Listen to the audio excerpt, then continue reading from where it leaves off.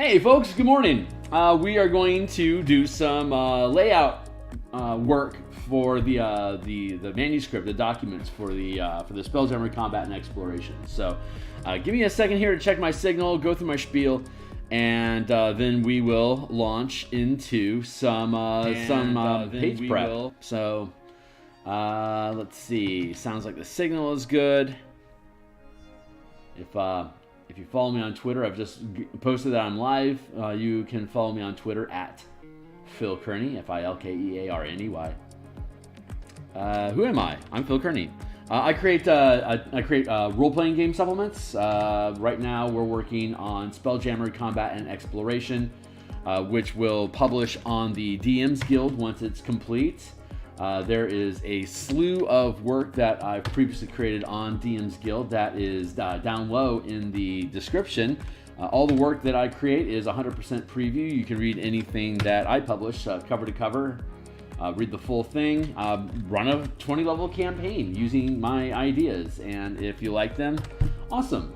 There's about 150 illustrations throughout the books that are linked down below, so even if you aren't a D&D enthusiast, you can just skim through the document just to check out some of the artwork that I produced for those books, which is indication that I'm going to be creating interior artwork for this book when we're done with the layouts. That's the next step. Once the layouts are done, then we'll have gaps in the pages that we'll fill with visual assets, whether they're maps or ship tokens, illustrations of characters, creatures, situations, whatever it is that seems appropriate for the page of content that we're working on. So looks like my spiel is good.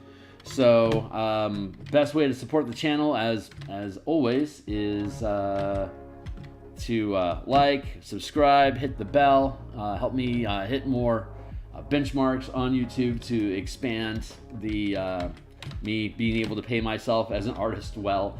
This is the book cover we created. There's a Spelljammer playlist that we have here on my channel. This was like around episode, I think, 12 to 17 that we were building this book cover. But for the rest of the document, hold on. Okay, cool. The rest of today, we are spending inside.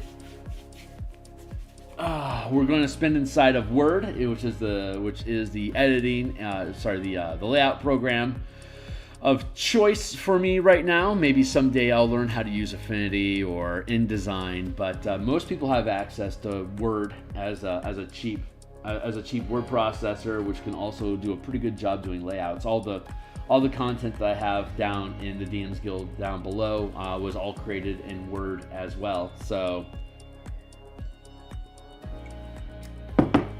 let's see. Where are we at today? So this is this is currently a 95-page document that we've been working on here, and it's broken up into a number of sections. So let's see. Here's our table of content. Mad shout out to my playtesters for helping me make this thing freaking awesome. Thanks to Joseph and Adam for helping me make the content sound smart. Let's see. We've got equipment and ships, combat, exploration, ship hazards, spell casting, and then there's two appendices. The random system generator, and then converting Light of Xeraxis. So, and then the Light of Xeraxis, of course, is broken up into 4 parts. If you bought the box set for Spelljammer Adventures in Space and Wizard of the Coast, you have you have Light of Xeraxis already. So what we do here is we present mechanics for using spelljamming with ships, how combat works, how spellcasting works, how exploration works, as well as ship hazards and stuff. And then we take all of these front-end mechanics and we demonstrate how they can be used in an adventure by converting Light of Xeraxis into all the different sections, all the different challenges and options inside of that adventure into using the mechanics that we created in the supplement as a sort of proof of concept that these mechanics are practical and that they make a DM's job better, and that they're fun to use and they actually work. So there's been a lot of different Spelljammer ideas put out there, but none of them really walk you through how to make your game better using these things. So not to throw shade at anybody, it's just I feel that if you're going to create a supplement that is built to be used, then you should demonstrate how to use it. So like in the in all the supplements down below, I've got examples of either characters or circumstances where the mechanics that we introduce can be used in a campaign. So this continues that effort. This is the first adventure design content that I have produced. There's another stream that I have called Crystals of Mabar, which is an Eberron adventure, which is an adventure that myself I created with Andy Eadley and Stuart Braz as our editor. And we have a weekly stream for that as well, which you can find in my playlists in my YouTube channel. So again, like and subscribe and bell it so that you can catch when I'm doing cartography and page layouts and asset production for the Eberron campaign as well. But this is just an example of how mechanics can be integrated into existing content. You'll see more of this probably starting in Q4 of this year, like maybe around November. You'll see similar work for the Dragonlance campaign using our mass combat system that we have for commanding troops and armies, which is what the Dragonlance campaign can be all about if there were sensible, fun, easy to use mass combat mechanics introduced for Wizards of the Coast or Dungeons and Dragons in 5e. There's been a lot of mass combat systems out there, but none of them actually lean into playing D&D. They all are just mechanical ideas without any. I'll take that back. I have yet to see a mass combat system that says this system is so good, here's how you can plug it into a D&D adventure that you're already familiar with, which is what I focus on. Like, that's my whole shtick. Like, let's take a D&D adventure and then make more of it using alternate mechanics to expand on the themes inside of it. So that's what we're doing here for Light of Zaraxis. It's a part of the adventure. It's part of the supplement. And we've been designing assets, ship tokens, and different map assets for the past 80 some odd episodes. So now we're at the point where we're doing a lot of layout. So we've finished the creature menagerie and the random system generators. You can see here there's like a lot of open space. I could potentially do this as just one column, right? Anything I haven't edited yet or haven't done layout for here is as a single column, right? And you can see that a lot of the, let's see if we can find one. Like, here's a table that looks sloppy as hell right now that we're gonna have to go in and fix. But it's obviously spanning the width of the page, right? So down here in the random system generator, if we were to go with a single format, a single column format, it would look like this a lot of the time, which, these gaps are issues, right? So, but if I did two columns, this would be more condensed. But look at this. This flow chart here is breaking the midline for the two columns, and this is breaking the midline for the two columns. These are examples of information that doesn't neatly break into two column format. So we have instances here of two columns where we can stack them up next to each other, and these like air quality and like here is like a random table for air quality and visibility in a world that you're randomly generating, right? So looking at moons and number of planets, and then once you get through like moon and planet sizes and number and where they're in position with relative to their planet and the central star in the system, then we build what is actually on each of those worlds.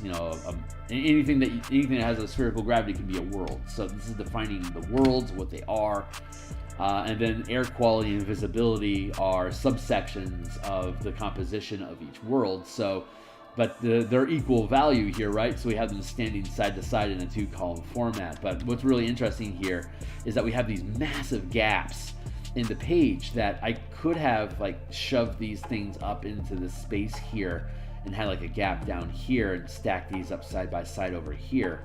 That is an option, but instead what I went with was allowing this content to flow into the space. So we create this interesting pocket here that it's like a triangle. So I can use this to create world cartography or images, whatever it seems would be the most fun thing for me to drop into that space that's relevant to what a world is like. I can just do like some environmental stuff, for instance. So we have these interesting gaps in the document that I can fill with tactical imagery or just flavor illustrations. So that will be part of the process once we get the pages done with layouts. Like here in the Creature Menagerie, we have gaps like for the Cosmic Horror, and we already did illustrations for the Cosmic Horror with the token. So we could like drop the token illustration in here. Or like we've got Aesthetic and Kandori. We can drop in illustrations here for the Aesthetic and the Kandori that we had produced previously. Lunar Dragon, Murder Comets. We have all these gaps here that we can drop stuff into. So that's how we have this laid out, so that all the little snippets of information about different creatures are all sitting inside these spaces. We have a nice gap down here that we can put our Astral Lancer illustration on, the Scaver Riders that we worked on stream. I think that was around episode 50. I want to say it was around 55 or so on the playlist. So you can go check out us creating that illustration as well if you want. But that's me walking through the process.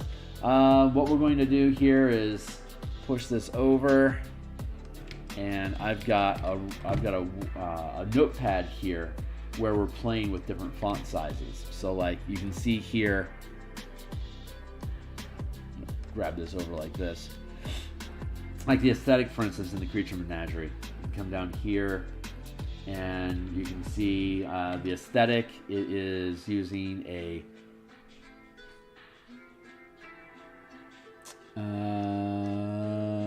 it looks like we opted for a 16. We went with 16-point font because we have ship hazards here that we're going through. So that's the process that we're in. But we have a scale here. Apparently, my scaling is wrong. I guess we switched this to a 16 from what's this interior stuff? Spelljamming is a 12. Actions is a 12. Then inline is 10, and the body font is 10. That should be a 12. And then we've got, this should also be a 16. Cool. And this should be a 12. Right. Okay, cool. Just checking my shit here real quick. Unusual Beasts is a 16. Unusual Beasts, like hermit crabs and dolphins and stuff, is a category unto itself, which it has the same equal weight as solar dragons and megapedes and all the other specific creatures. But these are all font 16, right? And then these all group underneath unusual creatures in general, which are the only creatures that we're covering, which has a font of 20. So it scales from a 20 down to a 16. So we're looking at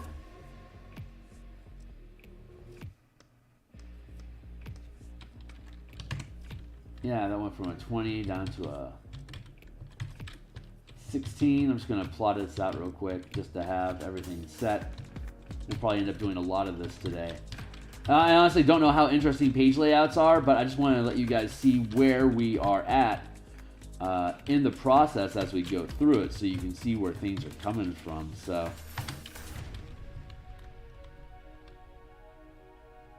and then Unusual Beasts is a 16. We got, okay, so let's go in.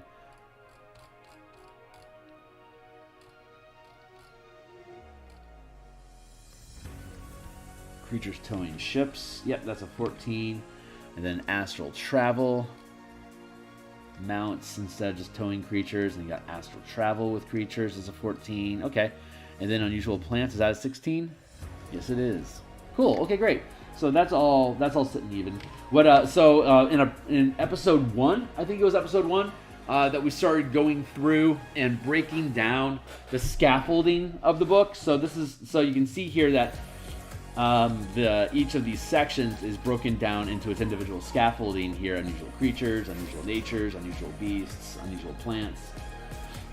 These are all broken up into their own individual sections and subsections, and then we have to assign a font size for the title of that subsection, so we have a font assigned to each title. So we went in episode 1 of the page layout section of our live stream.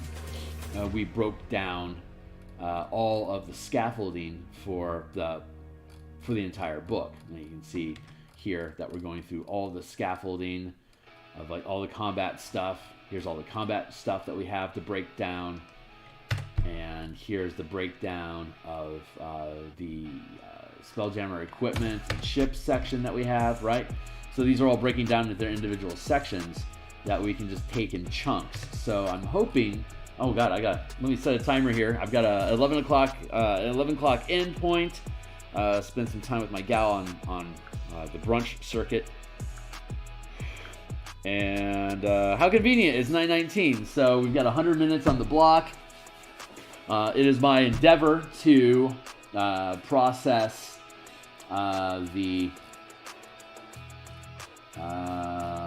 let's see, I think I can get through, we got through Lyzraxis already, we got through the random system generator already. These are all just roughs for now. We're just trying to make sure stuff fits on the page, right? And what font size do we need to make sure that everything fits on the page properly. So we got through the creature. Oh, that's right. We're currently inside of ship hazards, and once we're done with the hazards, we're just going to flow into the exploration section, and that's probably going to sizzle our 100 minutes. But if for some reason we're able to process exploration quickly enough, then we'll dive into the spellcasting section. And I'm going to probably spend the rest of the day, when I have time off stream later on this afternoon, I'll probably push my way through as much of this document as I can. And then we'll finish up our token assets this week in our morning coffee streams. And then we'll get into the all the little individual assets that go on each page of this. So, swig of coffee, water chaser. If you swing by during the stream, if we're live, drop a note and say hi. We're just basically chewing on font text. So let's see. I think we have. Let's get into this. There may be zones of silence, so we'll find out how much concentration I have to pull into what it is that we're doing here. I don't think I got all the way through this, right? Creature Menagerie, A-OK. Astral Doubt. Let's see. Storm Encounters. We're using a Roboto 12 font here, and then 10s down the line here. Some of these can be just left as is, but some of them I'll need to break into actual like scaffolded charts, so I can do like the little line differentiations to make it easy on people. So this is just a rough scaffold, but like all these little things will be built into charts that we'll do in Excel. So once we're done with that's part of the asset production that we'll be doing during the week. So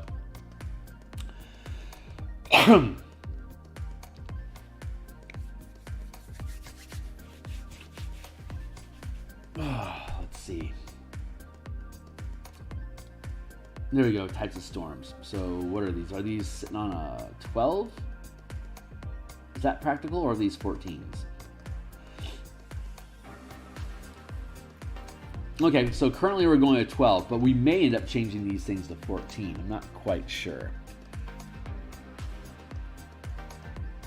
Yeah, 14 would be too chunky considering how small. I mean, these are going to be broken into 2 columns. I'm not breaking them into 2 columns yet. The first thing I want to do is just look and see the sizing of the font compared to the text. Does it look good? That's your first step. Like, does it feel balanced? Now we spent time talking about hierarchy and seating, and then scaffolding and subsections. So that the sections inside of, when you have a section, then you have a section inside of that section, like you can see here with like types of storms is a section, and then abrasive dents. These are types of storms, like conditions inside of the storm that you have to contend with. So the type of storm as a title has to be larger than the sub category titles for each of these different conditions. But the conditions are, some of these conditions are extensive enough that they can't just be in line, right? I can't just have like bold and lightning. Like there's I could do that, but there's too much information in some of these sections that it feels clumsy. So I did not want to do that. So we went with this subsection breakdown like this, and there is enough bandwidth inside of, like this is like it goes like layer 1, 2, 3, 4, 5, and then you have your actual body text. So there's only 5 layers here of seeding or of nesting subsections inside of the ship hazard section as a whole. So this nesting effect dictates the size of fonts that you use as you continue to bore down further down into specifics of a subsection. So this is about just organizing information so it becomes digestible, and then using the size of the fonts of each subsection or listing title to help distinguish where in the document you are. Like you can, when you see a larger font, like you bounce from a large font to a small font to a larger font, you know that you're changing topics of conversation inside of that section. Type of storms, that is going to be a 16.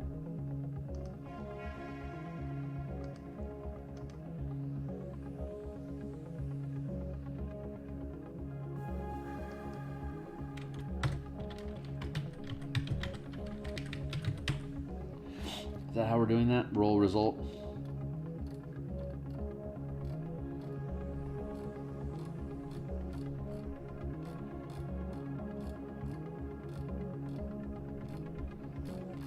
I think that's a consistent thing that we're doing.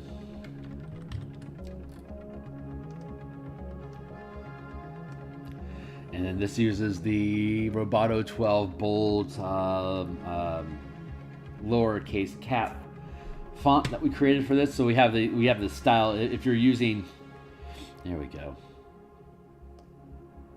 So I create styles so that I can automatically format the font to do what I want it to do, and then I label them. Like one normal is pre-built into the program, but all these other like Roboto 12, Title 12, Title 14, Title 16, Title 20, Title 24. This block here are fonts, are formatting that we created. And this is supposed to be Roboto 12. And then storm size is a 16. So this makes it easy. You just got to click and click as opposed to doing a bunch of modifications. Then we have wild storms as a section as a whole. So let's take this to a 20.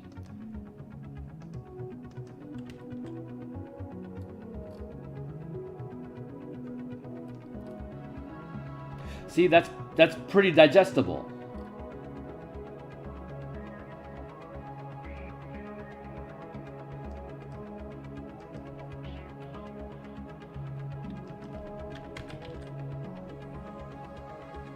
Roll result. Roll result.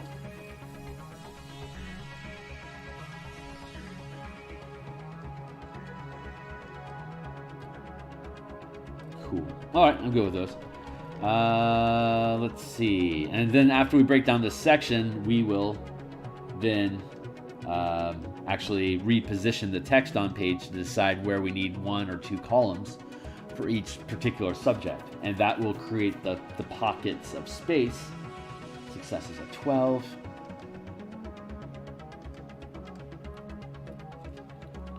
ability checks, 12.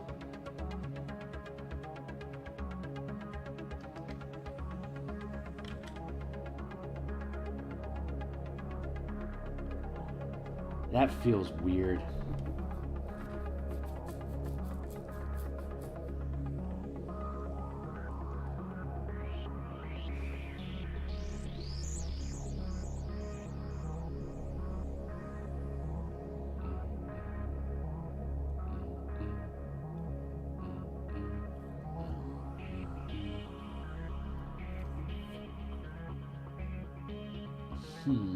What if I made ability checks here of 14?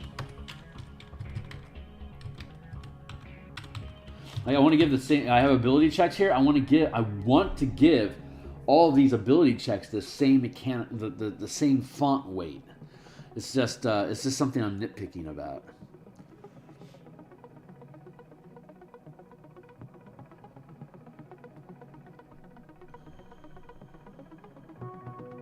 Success. All right, let's look at the morale mutiny. Let's see what success looks like.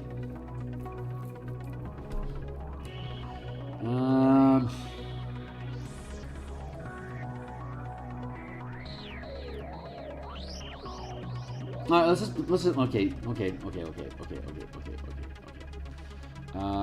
Extinguishing fires, ability checks, spreading fires, smoke damage, fire damage and smoke. Ship fires, noticing a fire, spreading fire, extinguishing a fire.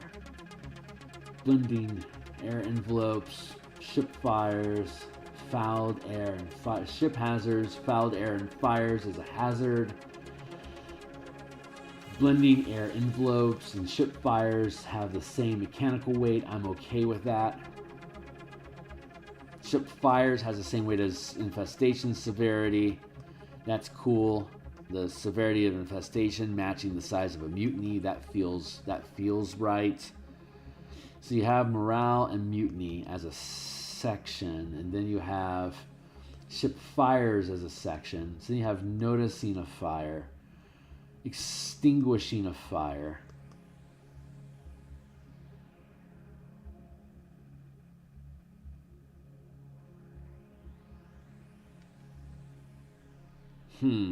Is ability checks actually a table? As a group task, each character can make an ability check against DC 20 plus the current rank of the crew. Below are a few examples of unusual abilities and skill combinations to improve morale. So morale and mutiny. Let's just build this out real quick so we have a scaffold in place and see how it resonates with us as we talk through it. We'll put ability checks at, let's just tentatively put it at a 14 as we decided to revise.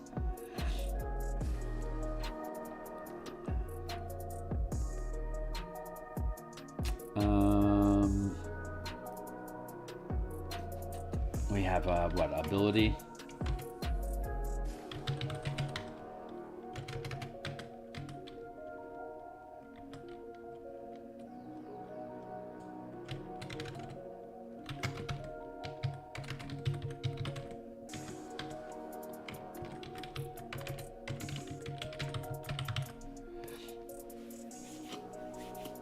We could build a table like that. I'm not sure if that's the proper way to do this, to express it, but this is where we're at right now, so let's just go with that.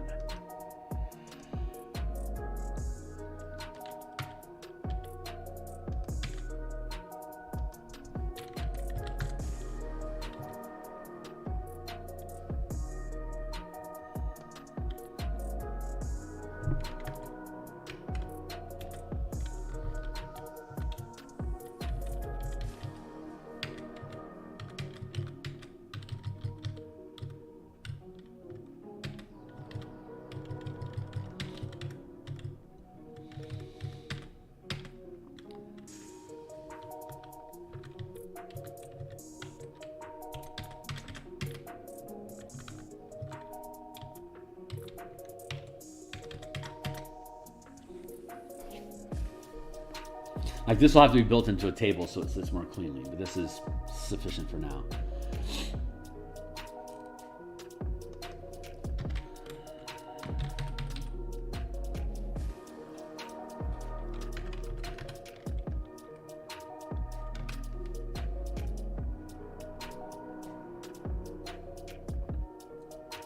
Yeah, that fits right. Okay, so of the hazard of morale and mutiny.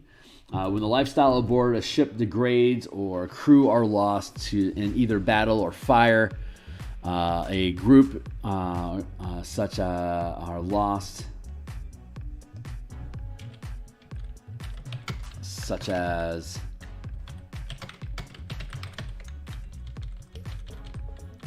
during battle, such as during combat, or in a fire, a group task is required to maintain morale, taking a number of hours equal to the number of characters participating in the group check. Ability checks. As a group task, each character can make an ability check against a DC 20 plus the current rank of the crew. Below are a few examples, and we talk about ranks further up in the weapons and crew section. So below are a few examples of unusual abilities. Below are a few examples of unusual ability and skill combinations to improve morale. Ability, skill, strength, medicine. Lead crew exercises to burn off extra stress. Dexterity, persuasion, compete, and darts, shuffleboard, or other ship deck games to vent competition and build camaraderie. Constitution, intimidation. Breath holding, staring contests, and other endurance competitions to alleviate the boredom of wild space. I love these things. Intelligence, acrobatics. Sharing puzzles, riddles, and other mental challenges to promote problem solving during a crisis. Wisdom, cook's utensils as a tool. I think that should be, no, cook's tools. Everything seems better after a good meal. Charisma, insight. Identify personality conflicts among crew members and invite them to air frustration. So these are checks that we make to improve morale, and then success equals, if you have 3+ successes, the crew builds camaraderie, gaining a +2 bonus to command die rolls for the next 24 hours. 2 successes is crew morale holds. 1 success is the crew rank is reduced by 1 for the next, is reduced by 1 for the next 24 hours. If a crew is already performing at rank 0, the crew mutinies. 0 successes as 1 above and the crew mutinies. So what happens during mutiny? When a ship crew mutinies, they refuse to follow any orders and make 1 or more demands, such as the following. The crew demands the characters take the crew to a community that can sustain the current lifestyle of the ship. They then disembark and refuse to adventure with the characters for 1d4 seasons. The crew demands a payment of gold or treasure. The crew demands the characters perform 1 or more tasks, such as resurrecting any lost crew. If the characters refuse, the crew might attempt to fight or take control of the ship for themselves. If the ship is attacked or faces any hazards before reaching port, the crew follows commands until the threat ends.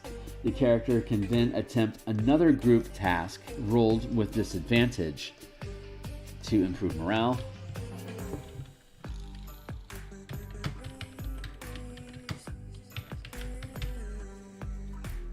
Comma, rolled with disadvantage, period. If successful, the characters restore morale. If the check fails, the crew might make additional demands or attempt to fight to take control of the ship for themselves, period. There you go. Pretty straightforward, easy peasy. Something that we could certainly expand on if we wanted to as a coupon to purchase the book. Ideas, just ideas. yeah, we dive in. We make a big deal out of ship crew rank, and that rank affects how well they can operate weapons and fight in battle. And then there's also the lifestyle that you maintain aboard the ship, which is useful for recruiting new crew members, and it helps to buffer against mutinies. If you recruit a team and have a squalid lifestyle aboard your ship, it's going to be miserable for them. They're going to easily mutiny against you. If you have a squalid condition aboard your ship and you're taking losses, your crew's going to mutiny on you. It's like, this is a death ship. Get me out of here. That's just that. And then we have all the costs that go into maintaining lifestyles, and how difficult it may be for you to replenish that lifestyle. So lifestyle doesn't have a lot of practical mechanical impact inside of 5e under normal circumstances. But here we get to use that often neglected mechanic and bring it into ship culture so that it becomes a factor that can impact, like infestations that we see up here. Infestations erode the quality of your lifestyle by eating your food, or having poop laying around everywhere, or making weird cricket noises all the time that makes it difficult for people to rest. These are things that can impact, that erode your that erode the lifestyle aboard the ship. And when your lifestyle corrodes, then it triggers a morale check, which could then lead to mutiny, because we didn't sign up to be on a poor vessel. You promised us a wealthy lifestyle aboard this ship, and if you can't make good on your promises, you're welshing on your contract. We want to go back to port, and we're not going to work with you anymore. Those are legit issues. So that's the idea behind that. Fun stuff. Let's see. So then we have ability checks here to 14. So let's line that up. Let's see what happens if we put a 14 here. This is what, infestation? 14, and then we have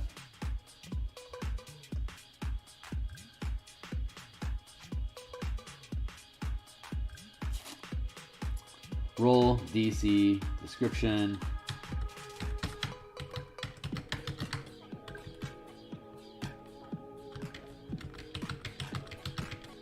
There.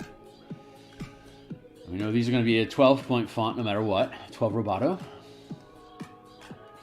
That reasonably means that this severity table is going to be our title font 12, and then we'll style this into Roboto 12. Type of infestations is our title font 12.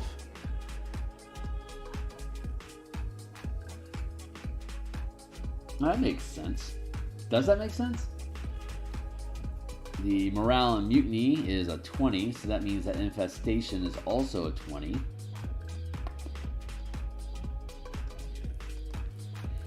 Type of infestations looks too small now, right? So ability checks is what, a 14?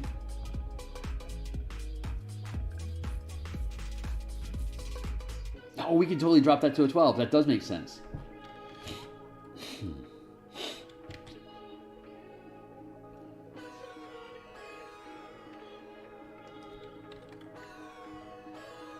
Where are we at with morale? Let's go look at morale mutiny again.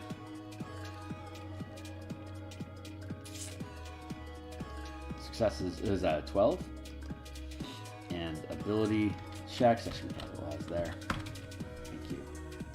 Ability checks is a 14 here. 12, 12, and then success of 12. So let's go up here to, this should be a 14. It is.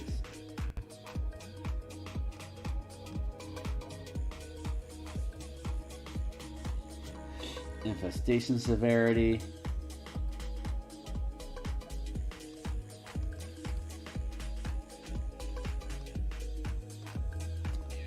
Type of storm, that's a 16, huh?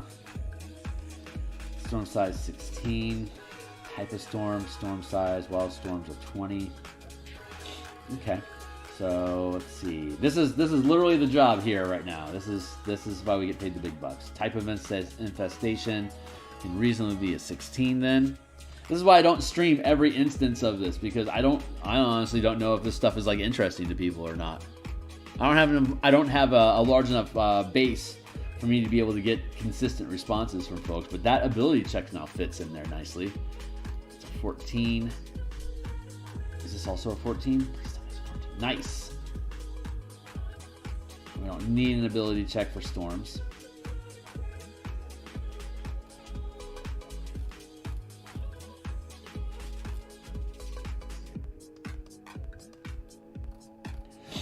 Okay, that lined up. Wild storms, storm size, 16, 20. Is that 16? Nice.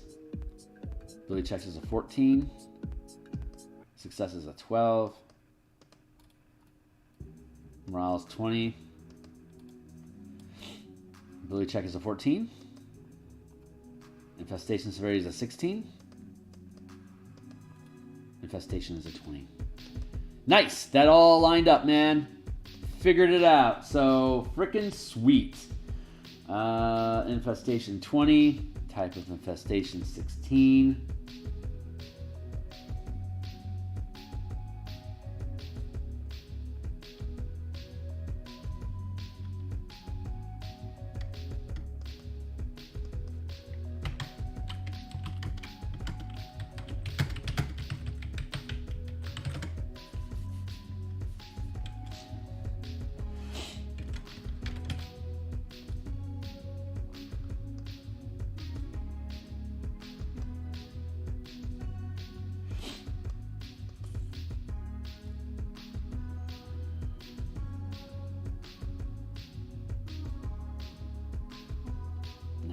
Okay.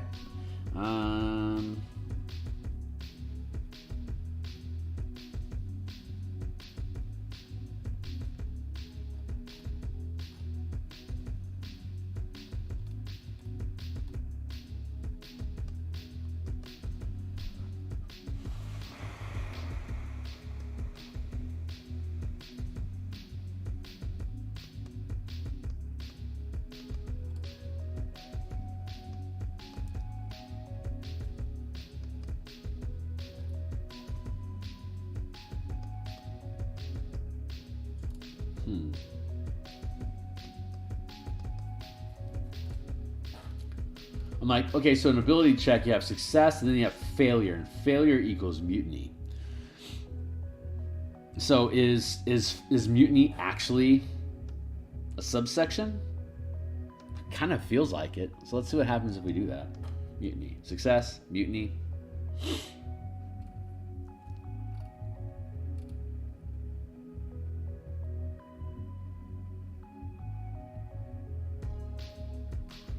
The result of an ability check is either success or mutiny.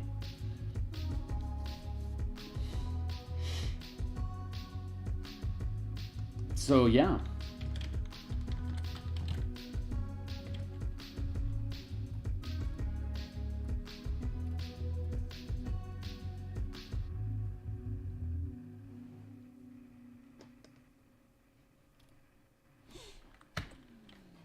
There we go. So we need to have success here. That is organization. Success. Success!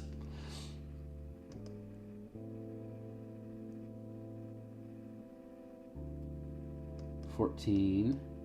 Yeah, that makes sense. 14, then 12. Awesome.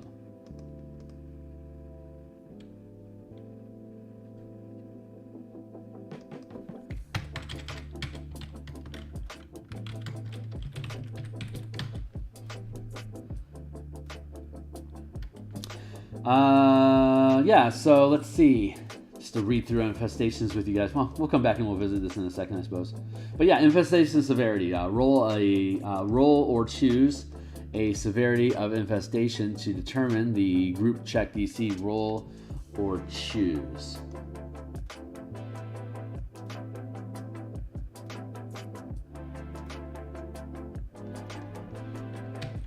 Roll or choose language. I just now noticed that we have roll or choose here, while we often don't have roll or choose. Roll or choose, we have it there. Roll or choose. Interesting. So but I want to check for consistency. So let's roll over here. Check for consistency. Sometimes you gotta check for consistency on your stuff.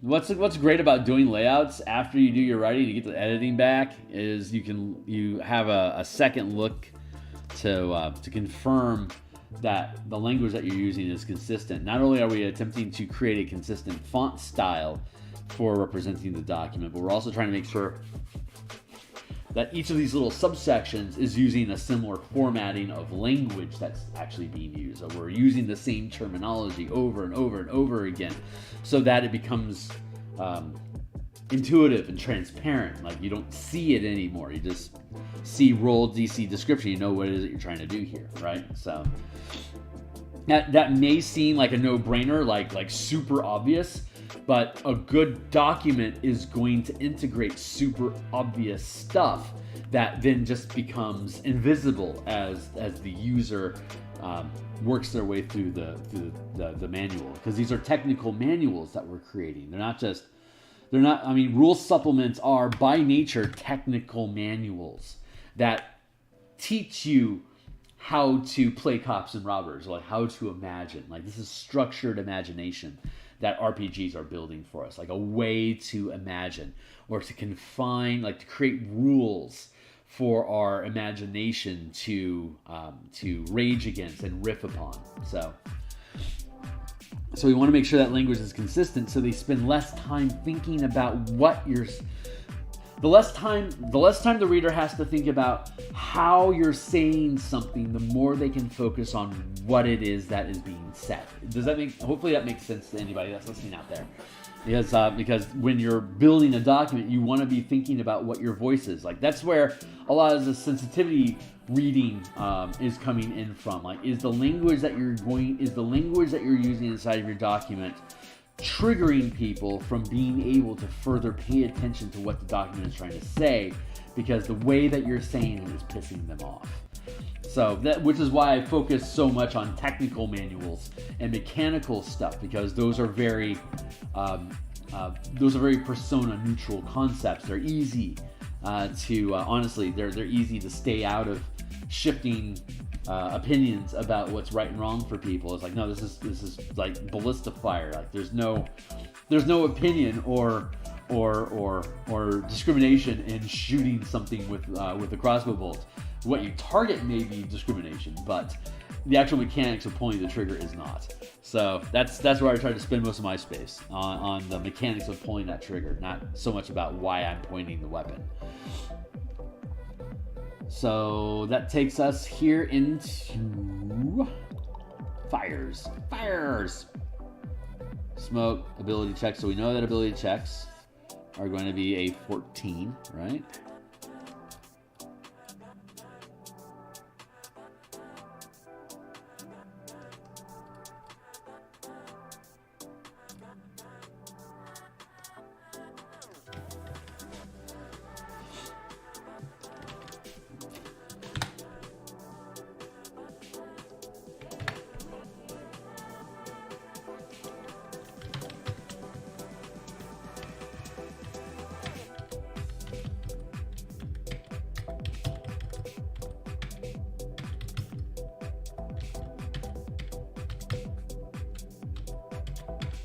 I won't need this much of a gap, this large gap here when I build a table, like a proper table from this.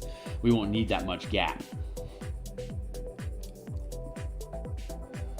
But we have a space here between titled tables, like ability and description, like things that have titles there, as opposed to like roll DC description, like a roll description table, we don't. Roll results. Roles we don't separate from the description text. but we do when the title of the table is different, or the headers on the table are different from role.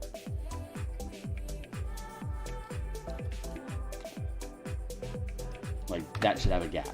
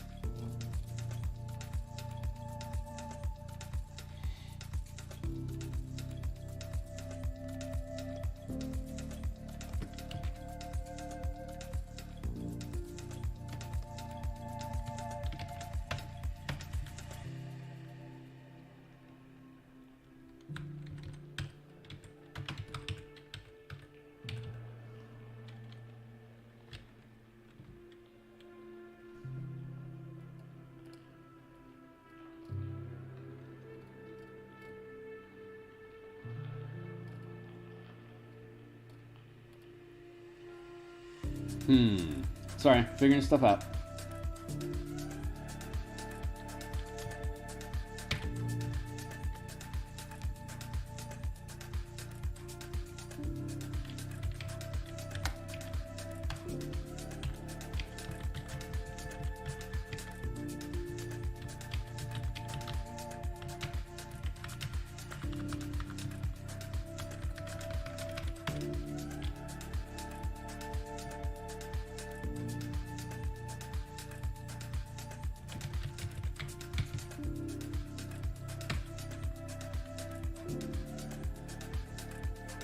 The number of successes determines the result of the chat, of the group chat. Success, results. Okay, that works.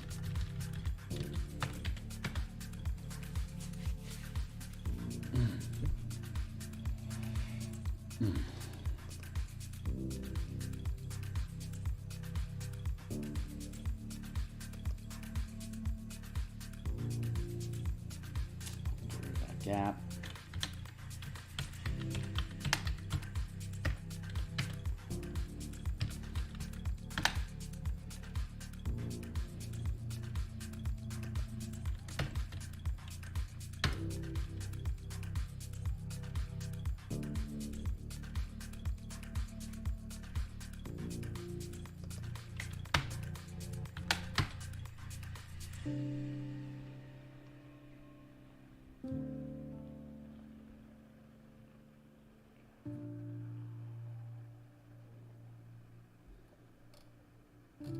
Interesting. It'll be interesting to break this down.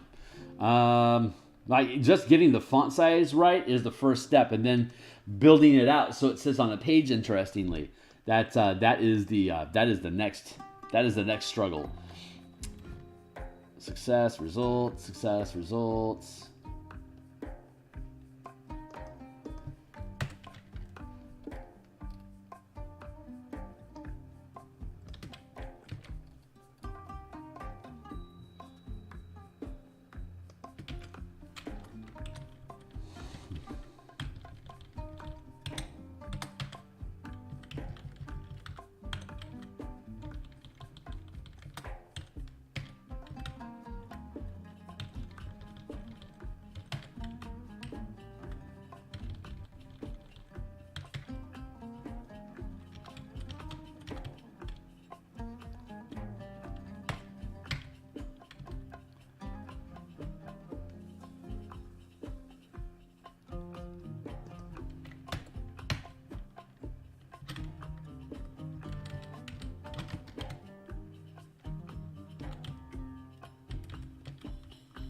Lifestyle degrades by 1, triggering a morale check. And the infestation. And the... There we go.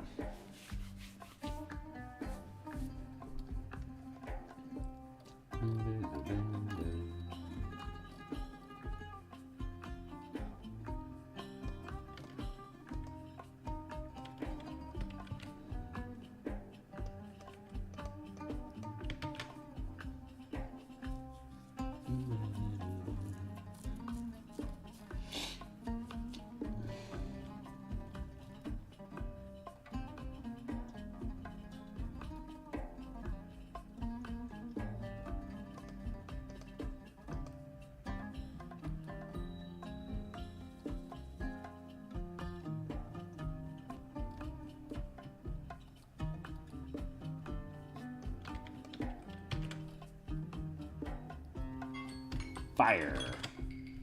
Hey, timely timer.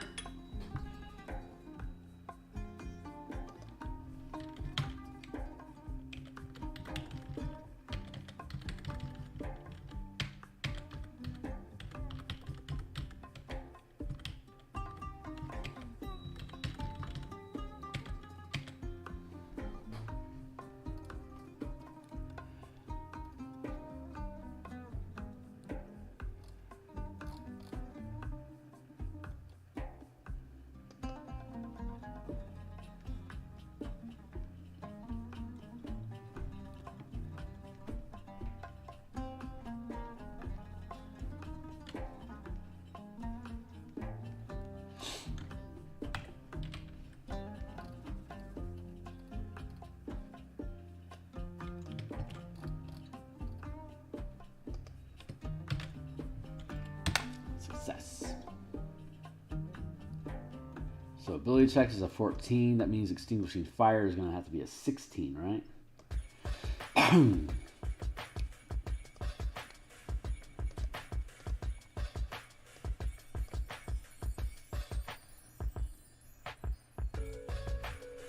So spreading fire. Oh, spreading fire has the same mechanical weight as extinguishing fire. Nice! And that means that fire damage is a 14.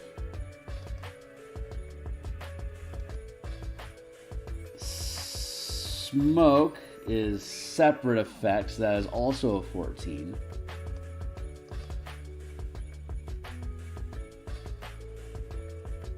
Down with it.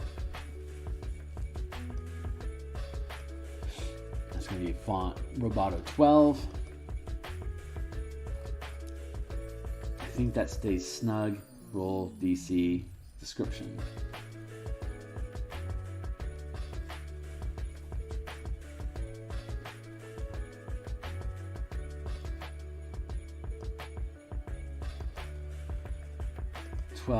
So let's see, spreading fire, noticing a fire is the same mechanical weight as noticing a fire. Let's say it does.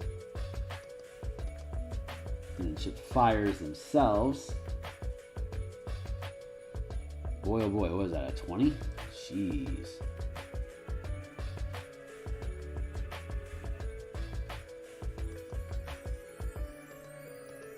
Trip fires is a 20. Infestation is a 20. Yeesh.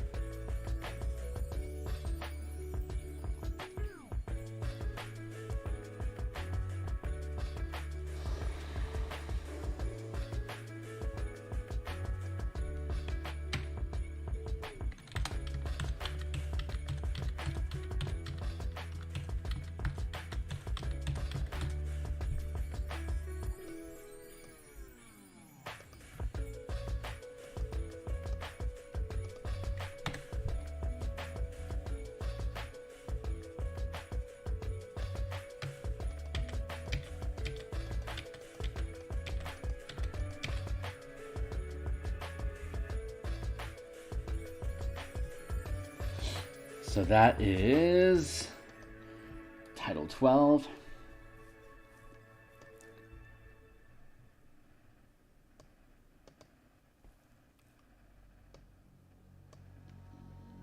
Moon. Ship hazards. Is it supposed to be a 36? Is that right? Let's go down to the next section. Verify. 36? Oh, that's only a 28. Okay. That we check.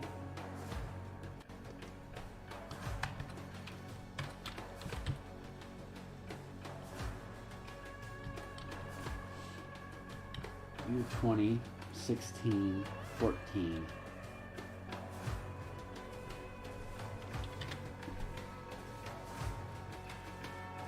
Tell me you're a 16.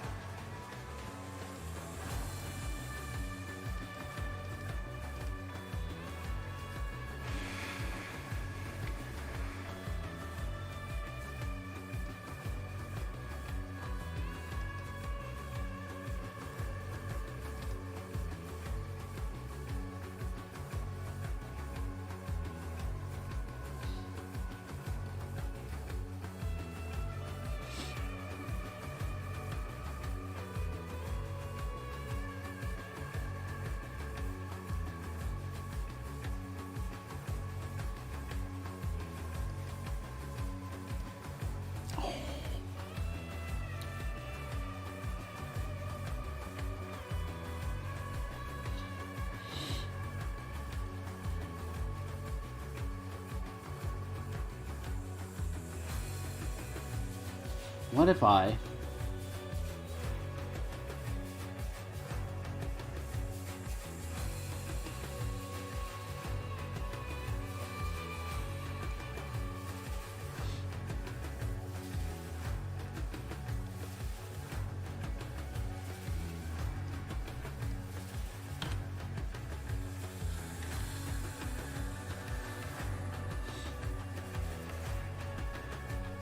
this could just be fouled air.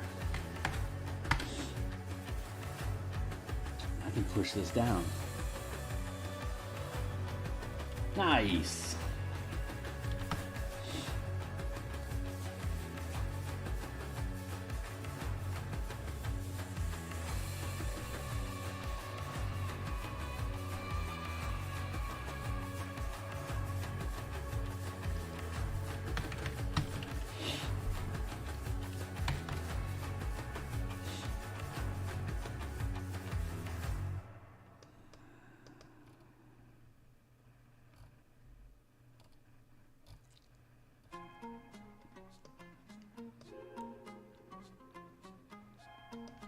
Take this to 14.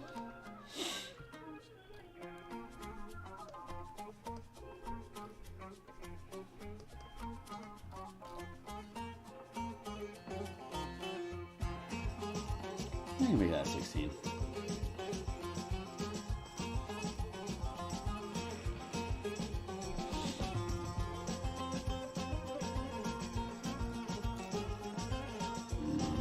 Success is a 12.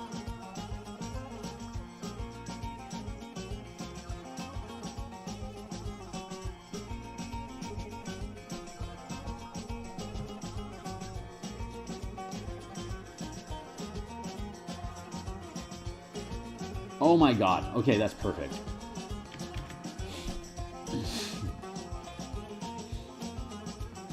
Oh my god, that is perfect.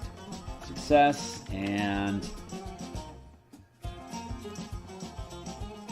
fire damage is the consequence of failure, and smoke is a consequence of failure.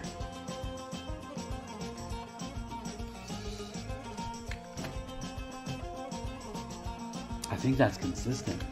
And then smoke leads right into fouled air. Oh my god, that's so perfect. Nice.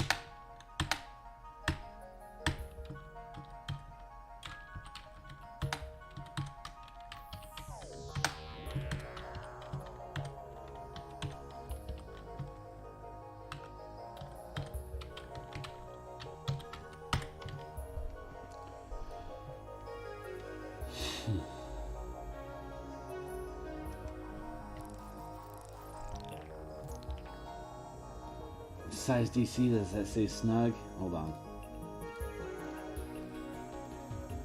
Roll DC. Yeah.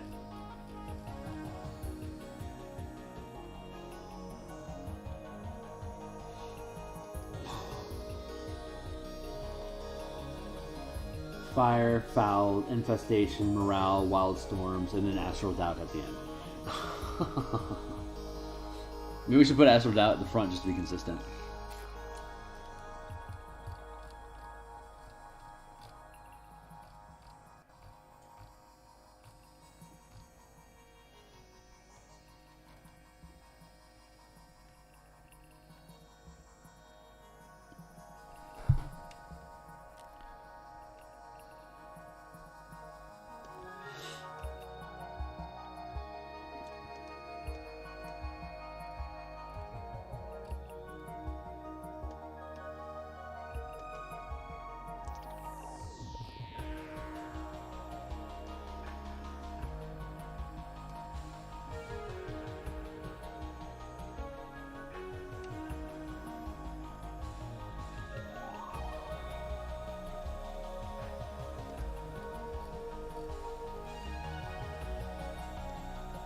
I want to rebuild Astral Doubt.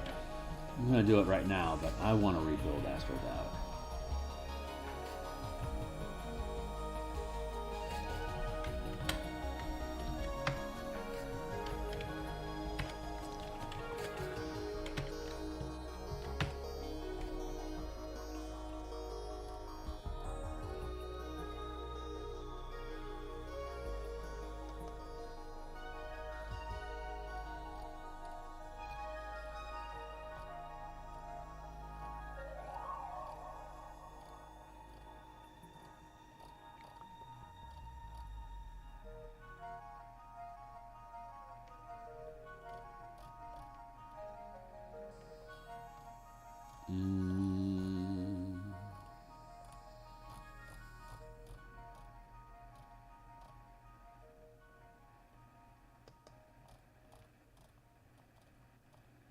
That makes sense because we talk about Astral first and then systems later. So that makes sense.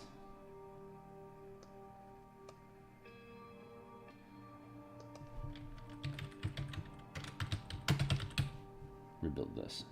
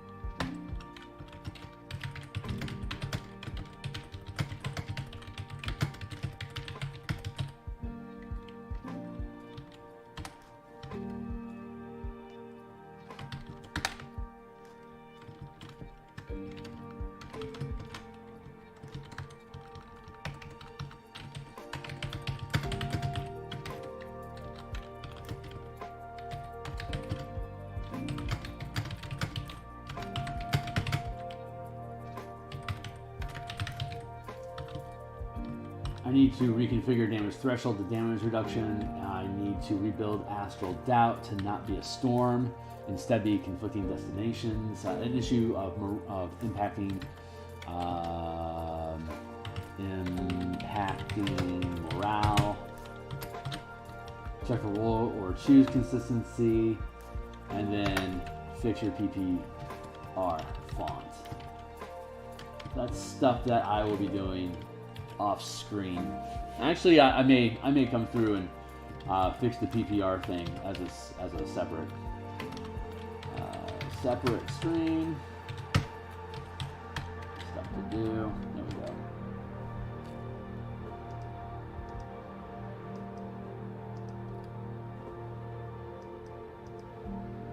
There. Now everything is in its proper order.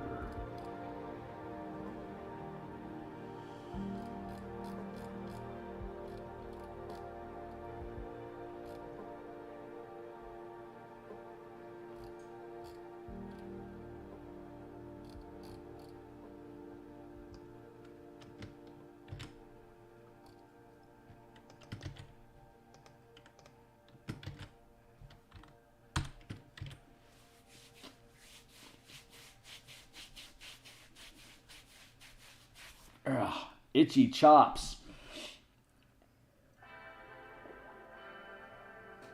How we doing?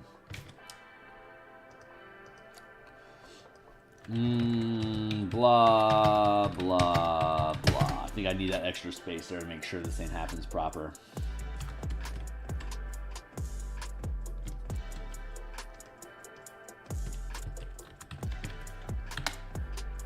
All right, cool. So that is the. I think I'll be able to. I want to rewrite Astral Doubt a little bit just because of where it's framed here. Since it's in front of morale, I could reference then and say, you know, as per below morale. So I'm gonna have to spend a little time mincing with that text. But in the meantime, how do we want... Okay, so we are now at the place where we can do the page layouts, or like the columns and stuff.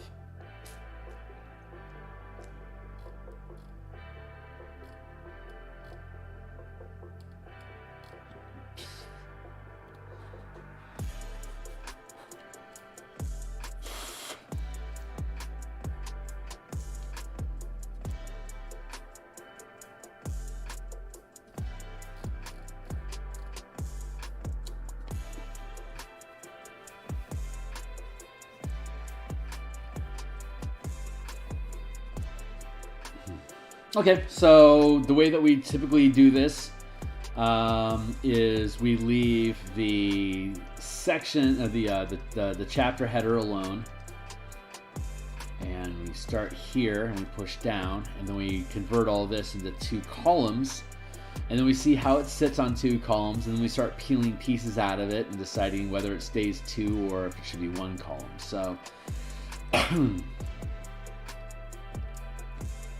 And then we have a natural page break that goes into the creature menagerie. So we can't screw anything up here. I'm going to grab a couple extra lines. First thing I'm going to do is I'm going to save the document to make sure we don't lose anything. And then we're going to go to layout. And then columns equals 2 columns. 1 page, 2 page. 1 page, 2 page, 3 page. 4 page, 5 page, 5 page section, 5 page chapter, A-OK, blah, blah, blah.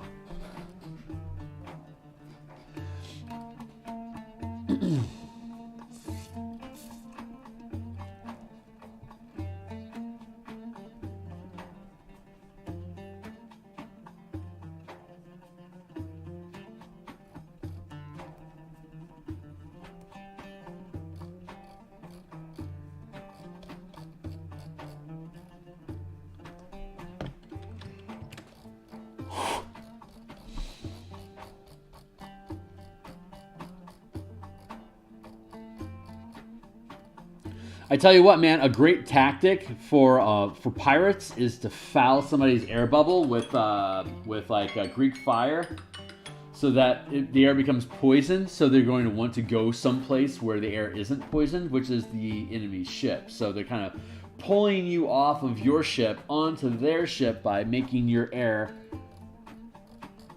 poisonous. Simple tactic. Boy, it's getting cold in here.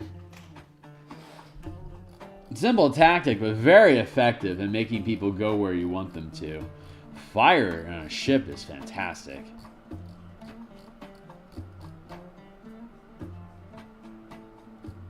Too far.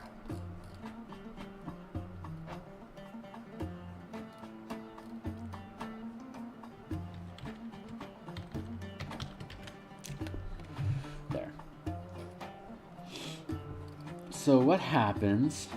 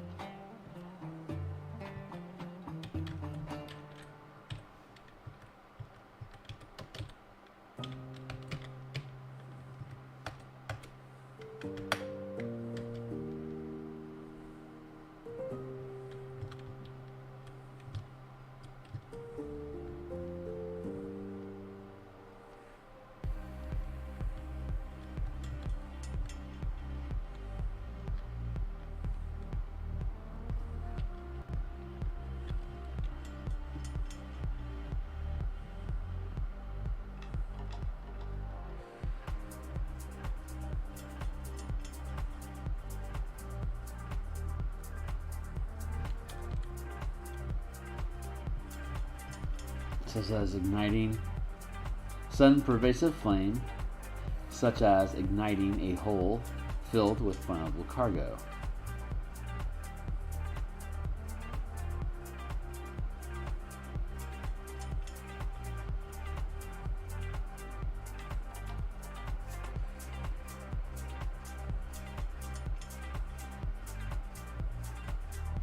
Sudden pervasive flame, such as a hold filled with flammable cargo. There. Trim that down.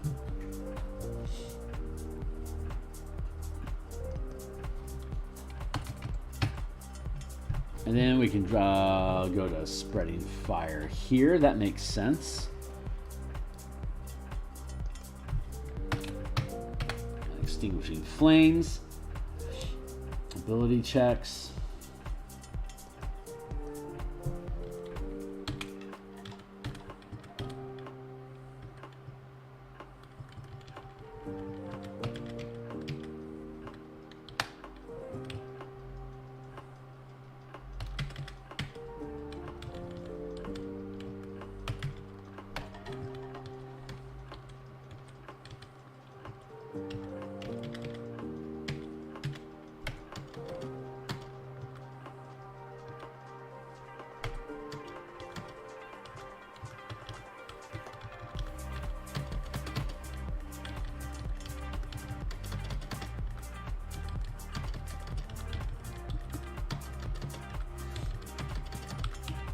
I know this is a lot of hassle right now, but we're gonna break this into like an actual, like I said, a framed table.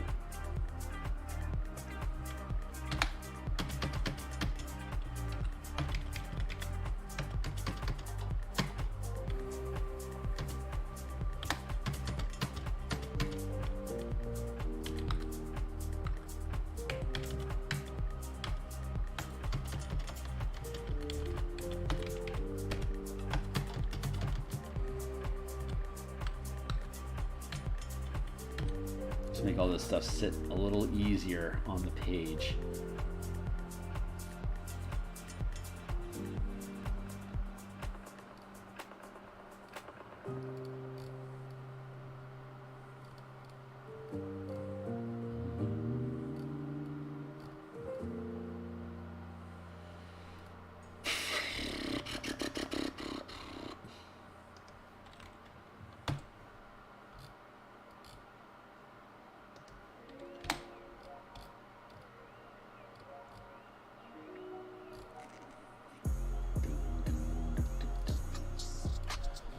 Success, fire damage. Each 5-foot square of fire deals 5 fire damage each round.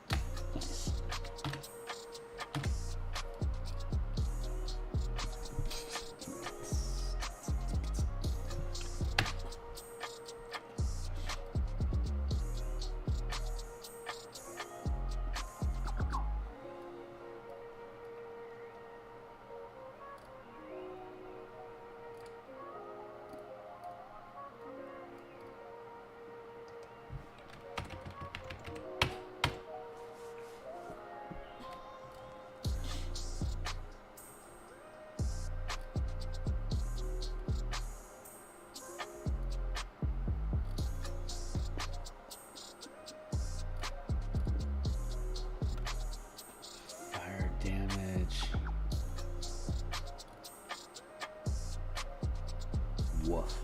Oh, it almost fits, just not quite.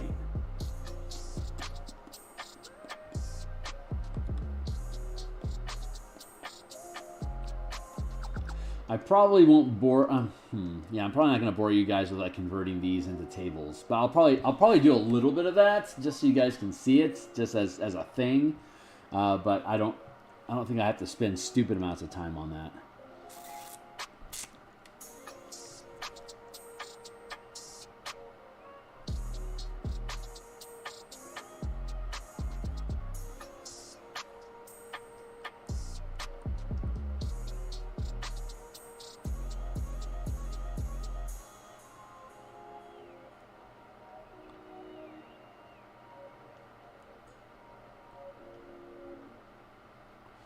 Each 5-foot square of fire deals 5 fire damage each round until extinguished. If an object has a damage threshold, reduce the amount of fire damage taken by that amount. For example, a 2x2 fire deals 20 damage per round. A vessel constructed from light materials takes 10 damage, while heavy materials take none. If there are two or more separate fires, each must separately exceed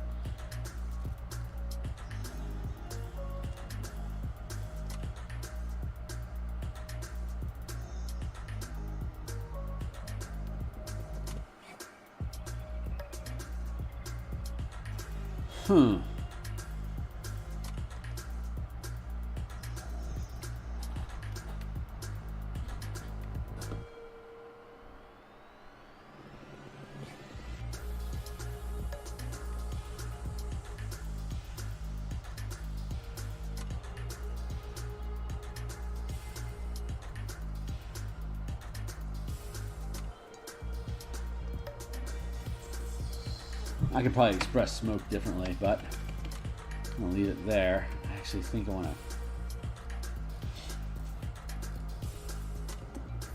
to... Boy, oh boy, do I want to push this down? I feel like I want to put a diagram here of like fire.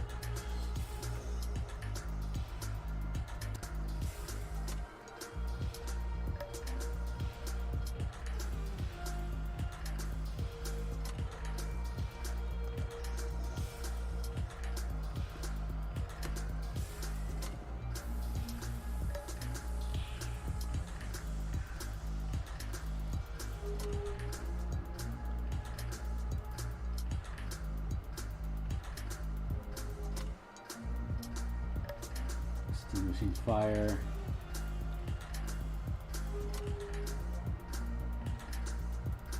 Once 4 fires spread to fill a 2x2 space, they become a larger fire.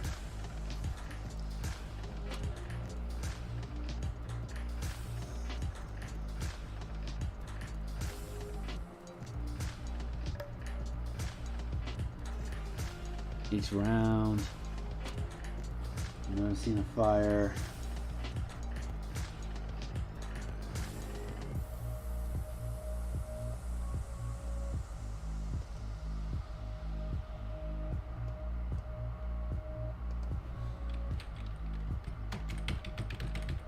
Add examples.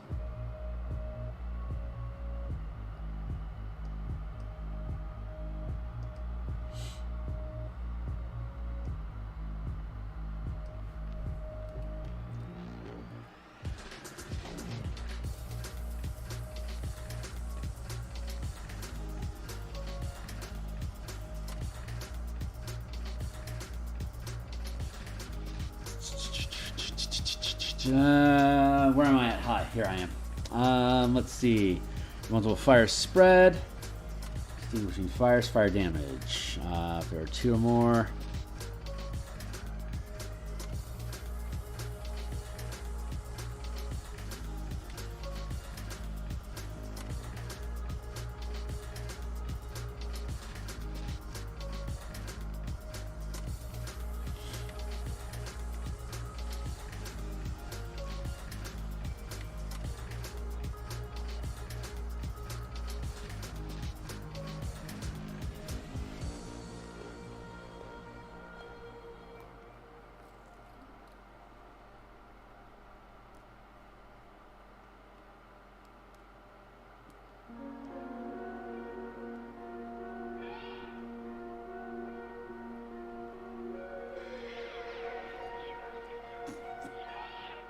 Nah, I can leave that be. So I can pull that to there.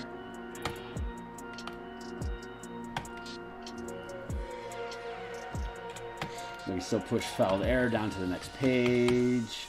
Here, boy, that's a lot of gap we got on this page.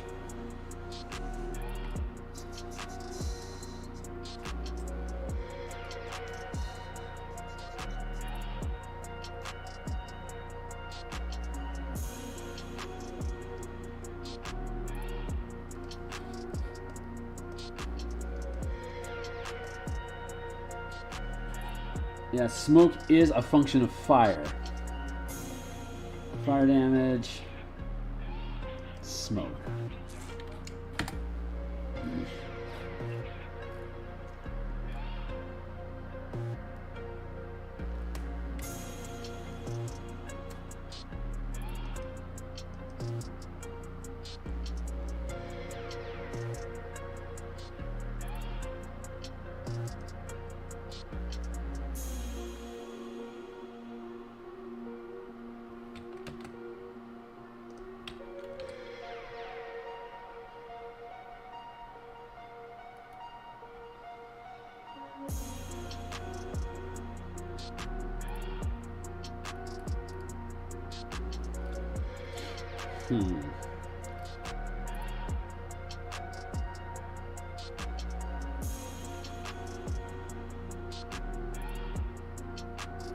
Can I?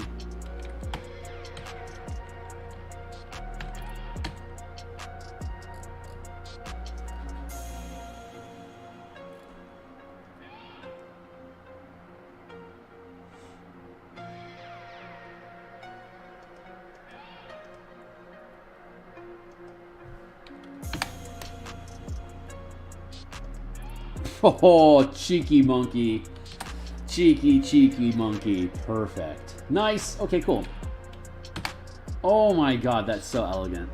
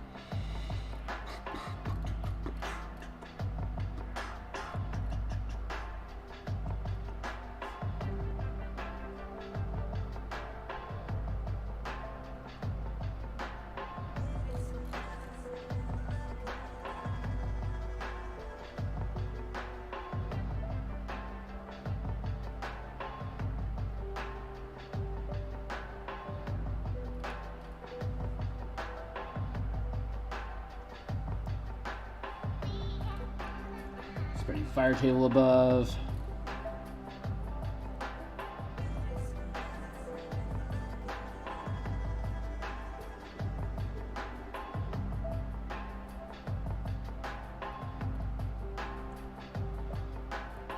Huh.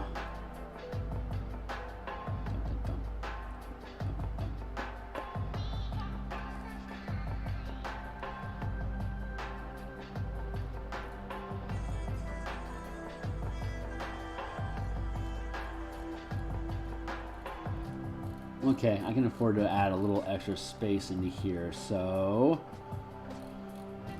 I think I will. Shit.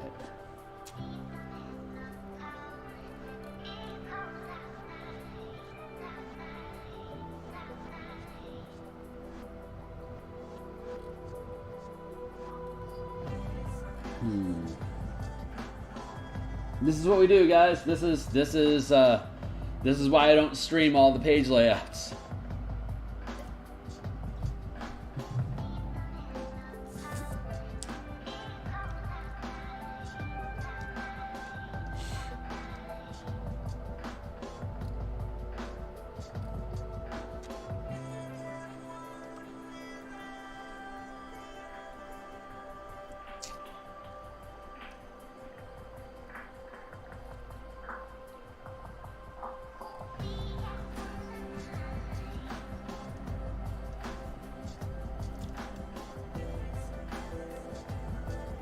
Boy, I wonder if this blending air envelopes should actually be up in an earlier section.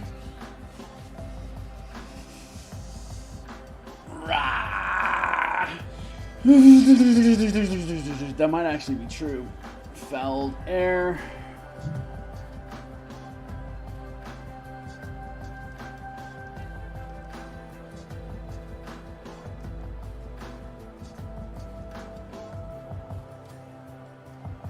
Okay. Let's just copy this real quick. And let's go up and take a look at air envelopes.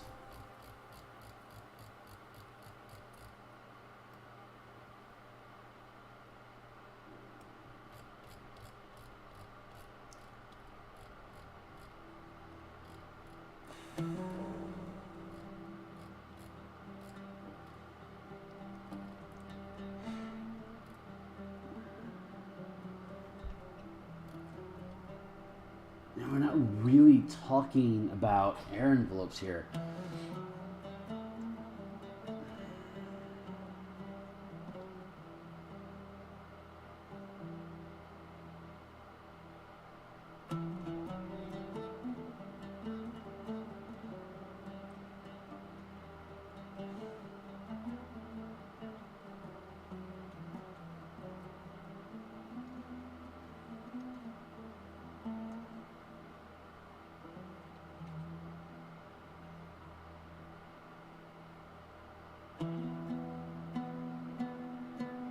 I could have deadly and fouled air, so it is in front of fire.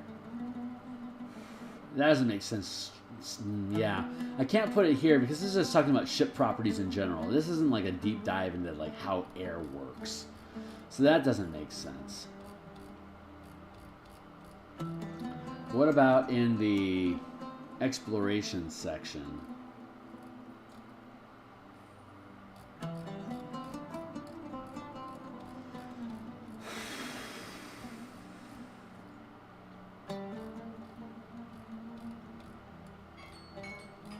Thank you, Timely Timer. 20 minutes left. No, we got through well, we got through hazards today. We'll probably finish hazards today. We got 20 minutes to do it. So, but yeah, this is how page layouts work, man.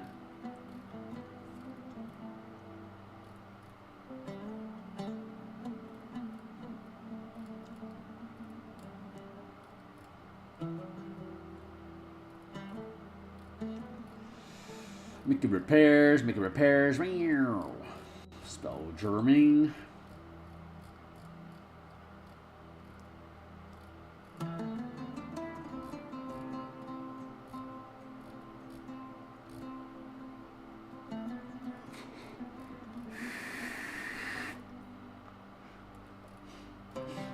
Visibility, Ori scale, Ori scans, void tracking, closing distances, wild space predators, object hit points of objects versus creatures, astral flight, tactical movement, astral tracking, color pools, wild space points of entry, traveling between worlds, mapping wild space, Zeraxis space, realm space, scaling maps, planetary objects, planets and moons, spherical gravity, traveling within and escaping spherical gravity, gravity fields,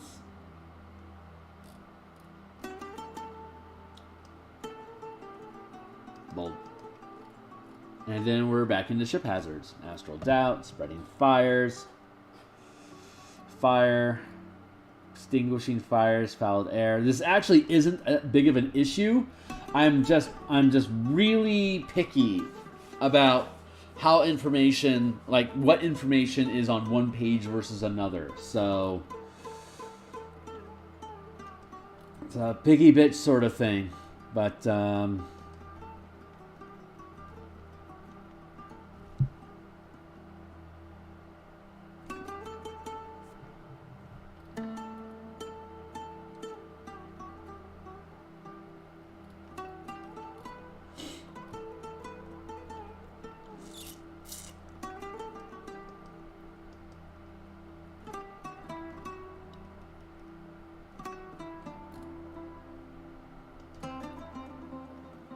fouled and deadly air. Those are hazards.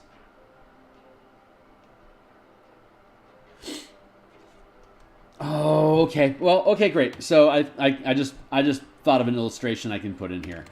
So I will safely be able to sit a fun little illustration in this space, which means that I can open this up, push the fouled and deadly air down below the illustration to keep it separated. Whoa!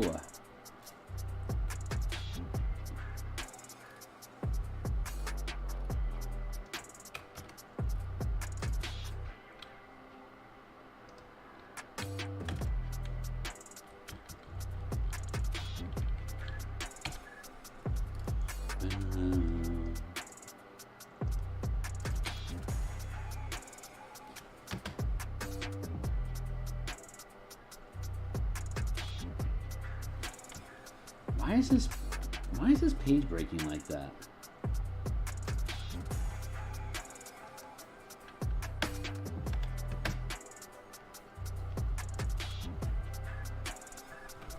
I'll just have to build a floater box to put this in. That's okay. There.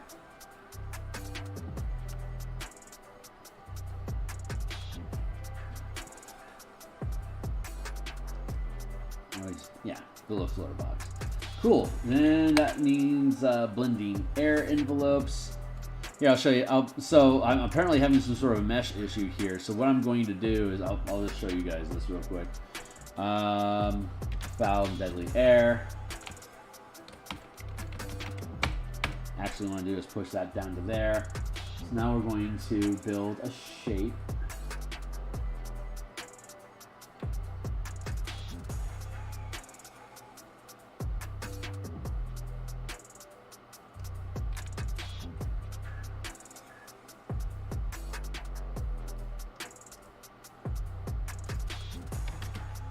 Text.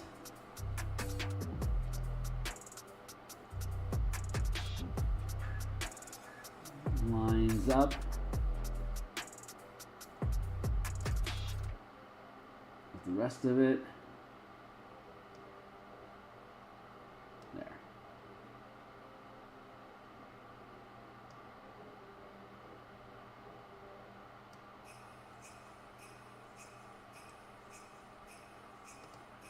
Outline equals none. Fill equals none. Hi, I'm Phil.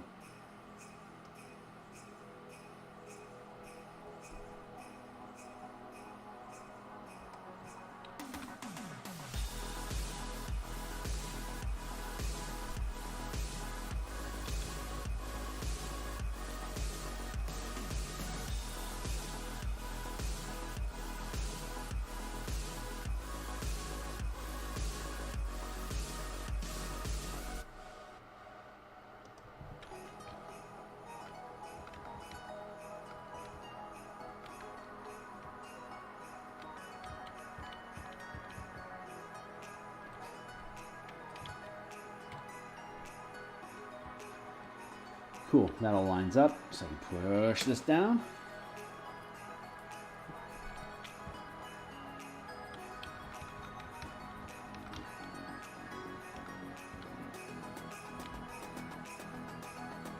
Let's go with view, show, grid lines.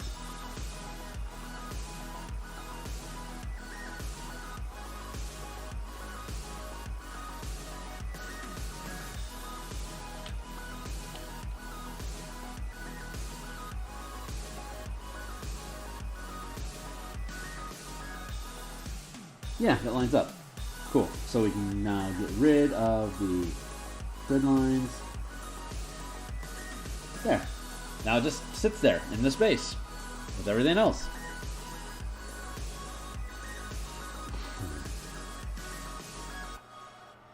Hate that little hanger there. There. Now no one will know that existed. Feels a little off.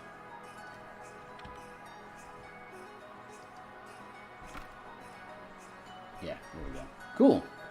All right, so that works. We'll be able to put an illustration of fouled air bubble ships here.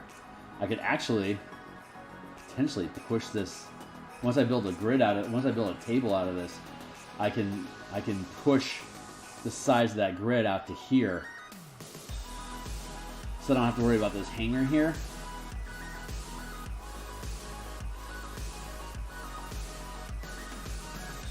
Like I can fudge the margins a little bit so I can get rid of that, so it just evens out a little bit better. That's like one of the little small, like fine point details that I can work on when we come back and we work on this page. So nice. What we got going on over here? Blending air envelopes, blah blah blah.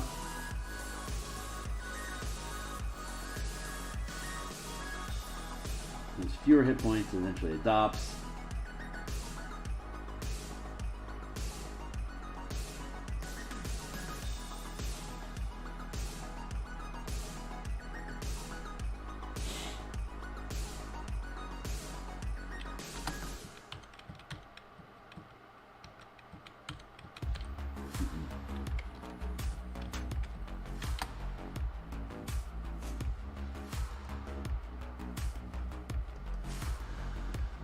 Pests found throughout the storeholds, comma, and in the galley. Twing.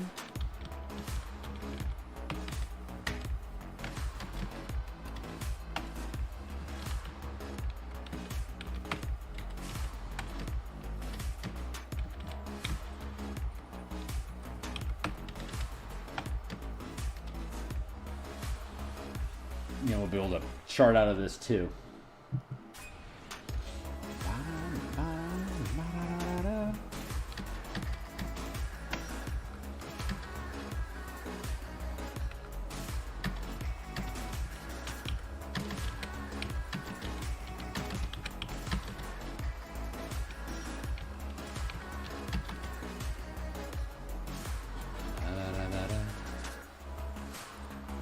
Station severity.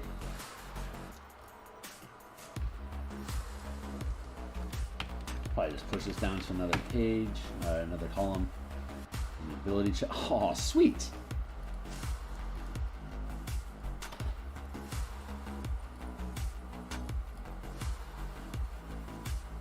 We get the ability checks to fit here, and then we have success of those ability checks here.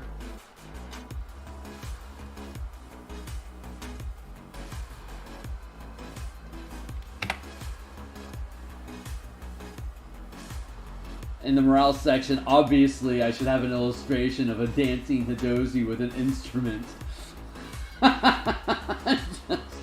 just to piss people off.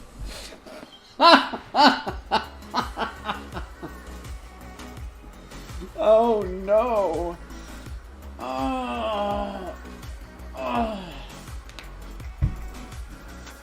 Bruised knuckles. Successes is obviously extensive, so even though this isn't broken down properly yet, I already know that I can just safely push successes onto its own column here with mutinies there, wild storms. I may as well just put wild storms on its own page as well. This is how I end up with like 50 illustrations in a book, because I just keep I can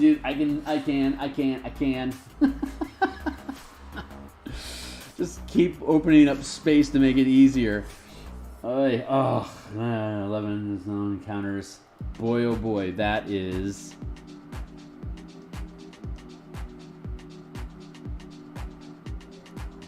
obnoxious.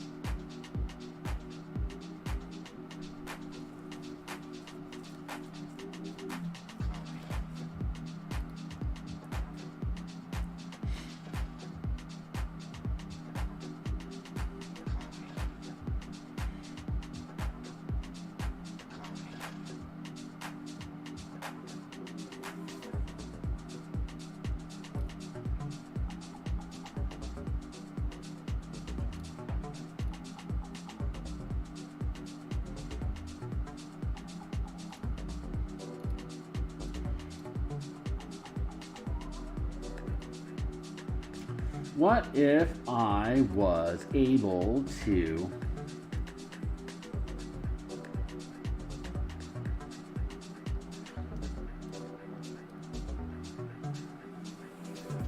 move storm size to another position so that I could have types of storms move up.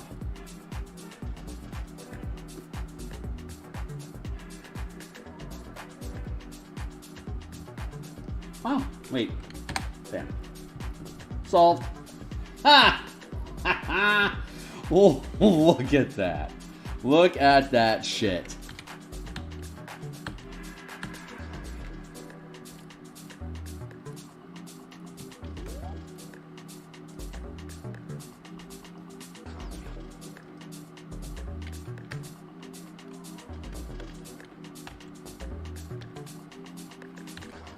There. Holy Hannah. That frickin' fit. 1 page, 2 page, 3 page, 4 page, 5 page, with 1 chart, 1 illustration,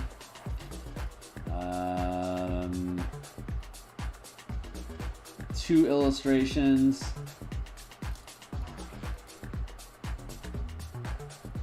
3 illustrations. Okay. 1, 2, 3, 4, 5. Nice. Cool. Okay, great. So that, yeah, as you can see, I still have to fix the scaling on all the stuff, but it all technically fits. So that is big kudos there. Let's see where we're potentially going to have problems. That table fits. This will fit because I can just expand this thing out to smudge into this area if I wanted to. So that's a-okay. Successes, I can make this work by, yeah, we can make that work. Morale and mutiny, I like that those are sitting next to each other. That's kind of fun.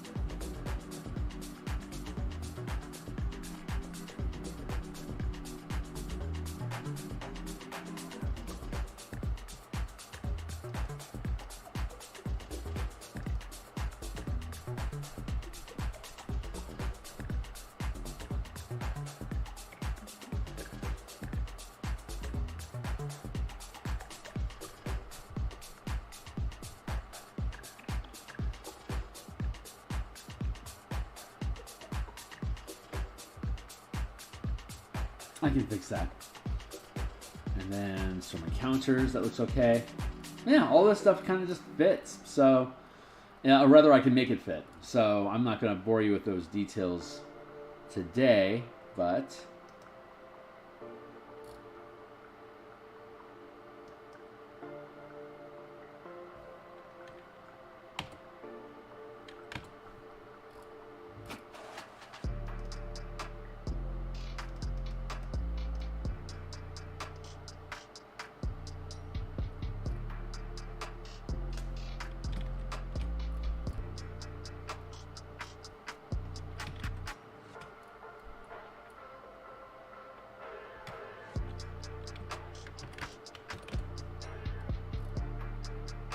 All right, yeah, that's our session, guys. So this is the kind of shit that I have to do to be successful with page layouts. This is how it's done, but the end result of it, I am so far pretty happy. Got another few spots for us to drop some illustrations and fun stuff into. Yeah. So we're just going to keep on keeping on with our documentation here. That's going to be our stream for the day. I'm just going to go ahead and outro here because we only got a few more minutes. So what's next for Phil? I'm going to be off stream for the rest of the weekend. We'll come back around and we are going to be back on Monday for Martial Power. Monday morning, we'll be back on stream to continue the Fightercraft token production. We'll have Martial Powers for our lunchtime stream, where we're going to be working with teleportation, basically Shadow Pouncer builds. And then Monday night, we're going to be back and continuing the Eberron cartography. And then Tuesday, Wednesday, Thursday, Friday morning, we're going to continue ship token asset production, which should be done by the time, I'm hoping that'll be done on Tuesday or Wednesday. Thursday night, we'll continue with Spelljammer, with Eberron cartography. And then if we're done with our ship tokens by, say, Wednesday,